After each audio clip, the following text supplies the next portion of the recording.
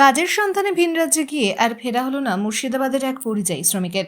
ব্যাঙ্গালোরে মর্মান্তিক দুর্ঘটনায় মৃত্যু হলো অহিদুল শেখ, বয়স ৩০, নামে এক রাজমিস্ত্রির শ্রমিকের। তিনি মুর্শিদাবাদ জেলার রঘুনাথগঞ্জ থানার নওদা গ্রামের বাসিন্দা। কাজে গিয়েছিল ম্যাঙ্গালোরে, আটবিয়ার কান্নুরে। হ্যাঁ, ওইখান থেকে ভাড়া বানছিল প্লাস্টারের জন্য। হ্যাঁ, তো হাত স্লিপ করে হোক চাই যাই করে হোক পড়ে এখন মারা গেছে। হ্যাঁ, ওটাই এখন। হ্যাঁ, কাজ চলছিল 4 তলার। হ্যাঁ, কিন্তু পড়েছে 2 তলা থেকে। মাথায় আঘাত লেগেছে। কাজে গিয়েছিল প্রায় 45 দিন কাছাকাছি হবে। কতজন লেবার থাকে?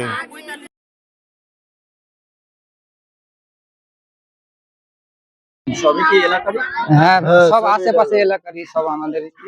হ্যাঁ, সব জঙ্গিপুরেরই, আমাদের ওই পাড়েরই সব। হ্যাঁ, সব ওখানেই কাজ করে। আমি করতাম ওইখানে, কিন্তু আমি যাই না 6 মাস থেকে। এখন আমার নাম সাবির শেখ, আমারই ছোট ভাই। এটা লওদা গ্রাম। বাড়িতে কে কে আছে? এর বাড়িতে ওর স্ত্রী, 2টো ছেলে আছে। আর রোজগার করার মতন আমার এই ভাইটাই ছিল, তাছাড়া এখন আর কেউ নেই। এটাই সরকারের কাছে আবেদন করছি, যেন সরকার একটু সাহায্য করে বা এদেরকে দেখার জন্য একটু করে। আপনার নাম? আমার নাম সাবির শেখ, ভাইয়ের নাম ওয়াহিদুল শেখ। পরিবার সূত্রে জানা যায়, প্রায় ৪৫ দিন আগে জীবিকার তাগিদে তিনি কর্ণাটকে পাড়ি দিয়েছিলেন। সেখানে একটি বহুতল ভবন নির্মাণের সময় বাঁশের ভাড়া তৈরি করার কাজে নিযুক্ত ছিলেন। কাজ চলাকালীন অসাবধানতাবশত ২য় তলা থেকে পড়ে গুরুতর আহত হন তিনি। সহকর্মীরা দ্রুত তাঁকে হাসপাতালে নিয়ে গেলে চিকিৎসকেরা মৃত বলে ঘোষণা করেন। এই পরিবারে কি দেখলেন? আপনারা তো দেখতে পাচ্ছেন, এটা সম্ভবত 5-6 বছর বয়স হবে। এটাই বড়। আর একটা ছোট আছে, 2টো বাচ্চা, বিধবা, সদ্য বিধবা স্ত্রী। ওনার শ্বশুর মশাই বললেন, আমার ওয়াহিদুর দাদাই বললেন, গ্রামবাসী সানাউল সাহেব বললেন যে তাদের একটাই অনুরোধ এখানকার মাননীয় এমপি খলিলুর সাহেব এবং মাননীয় বিধায়ক জাকির হোসেন সাহেবের কাছে, তারা যেন তার এই যে অ্যাসবেস্টসের বাড়ি, অত্যন্ত গরিব দরিদ্র পরিবারের বাচ্চা দুটোর মুখের দিকে তাকিয়ে তারা যেন কিছু আর্থিক ব্যবস্থা করে, সহযোগিতা করে। এবং সরকারের তরফ থেকে, যেহেতু তারা বিধায়ক এমপি আছেন, স্বাভাবিক তাদের কাছে তারা আবেদন করবেন সরকারি সহযোগিতা যারা তারা যারা পায় পরিযায়ী শ্রমিক হিসাবে। কারণ আজকে পেটের দায়ে সংসারকে রেখে প্রায় 2000 কিলোমিটার দূরে পরিযায়ী শ্রমিক হিসাবে কাজ করতে গেছিল, কোনো বেড়াতে যায়নি।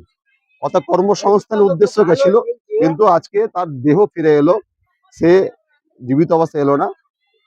স্বাভাবিক আমাদেরও সেই দাবি থাকবে। আমরা তো বিরোধী দল করি, আমরা তো সরকারকে কেবলমাত্র দাবি করতে পারি, বলতে পারি, চাপ সৃষ্টি করতে পারি, তাছাড়া তো আমাদের কিছু করার নাই।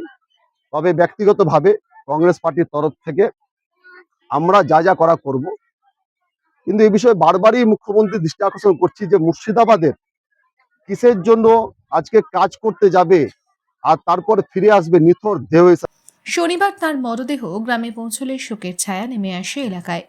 কান্নায় ভেঙে পড়েন পরিবারের সদস্যরা ও গ্রামবাসীরা। 2 ছোট সন্তান ও স্ত্রীকে রেখে চলে গেলেন পরিবারের একমাত্র উপার্জনকারী ব্যক্তি। আত্মীয় দিলদার শেখ জানান, পরিবারটি এখন সম্পূর্ণ অসহায় অবস্থায় রয়েছে। প্রশাসনের কাছে তাদের পাশে দাঁড়ানোর আবেদন জানানো হয়েছে। শোকাহত পরিবারের সঙ্গে দেখা করে জাতীয় কংগ্রেসের মুখপাত্র হাসানুজ্জামানও ক্ষতিপূরণ ও সরকারি সহায়তার দাবি জানান। এই ঘটনা আবারও পরিযায়ী শ্রমিকদের জীবনের অনিশ্চয়তা ও ঝুঁকির দিকটি সামনে নিয়ে এলো।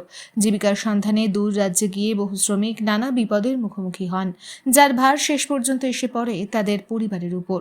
Bureau news, ABN 24/7, Murshidabad.